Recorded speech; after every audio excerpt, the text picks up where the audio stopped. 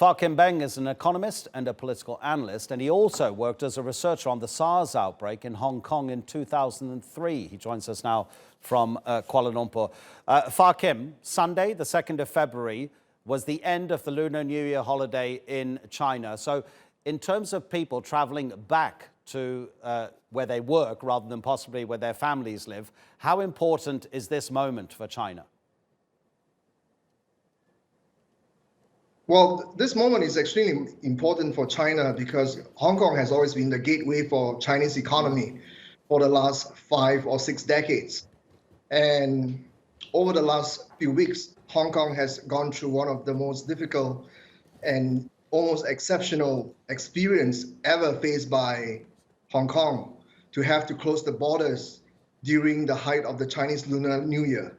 So that definitely will have a huge economic impact on both sides of the border, both in China and also in Hong Kong. Yeah, it's interesting. Obviously, all these ongoing anti-government demonstrations as well, forcing a lot of credit rating agencies to downgrade Hong Kong's ratings from having been pretty much gold standard from around the world. But back in China, in terms of the government trying to restrict to a certain extent the movement of people and not really allowing all businesses to open, but concentrating on the most important businesses, core companies. How is China's economy going to handle this going forward in terms of how the virus is spreading?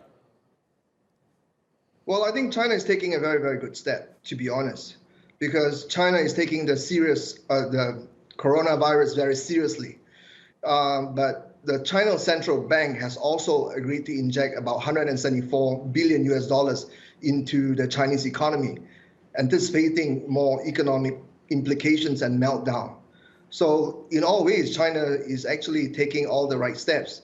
What China could have done better was to announce or explain why it didn't explain the outbreak that happened on December 1st and had to wait until January 22nd, which led to the close down or the shutdown of the Wuhan city.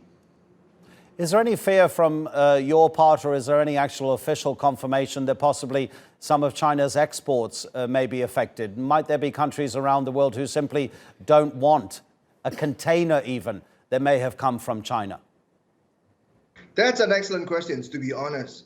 If that is indeed the case, then it would have to be because of racism, because the virus does not necessarily transfer on physical container.